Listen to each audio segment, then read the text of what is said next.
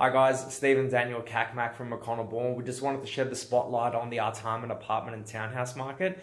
The first quarter of 2019 has probably been one of the most speculated and talked about, times in this transitional market. Artarmon's had some very, very interesting results. Now, whilst numbers have picked up slightly, we're still seeing record low levels of sales. So to give you a bit of an idea, in the first quarter of this year, there's only been 17 sales on the west side of Artarmon, only one of which was a townhouse, and the rest were all apartments.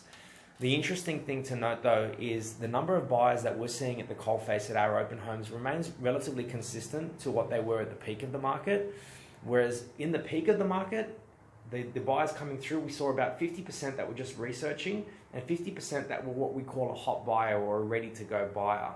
Now, those numbers are now out of balance. Now we're seeing maybe 80% just researching or trying to get in, and only 20% that are ready to go now. So what that means is we've got a much smaller pool of qualified buyers that are ready to go at this point in time. There's a possibility that that could tighten up and shrink even more, especially with the potential change in government looming and reforms tipped to be in place by 2020 if there is a change in government. We may see a spike of investors trying to get in before those reforms come in to try and snatch up any properties that they can to avoid any issues with negative gearing in the future.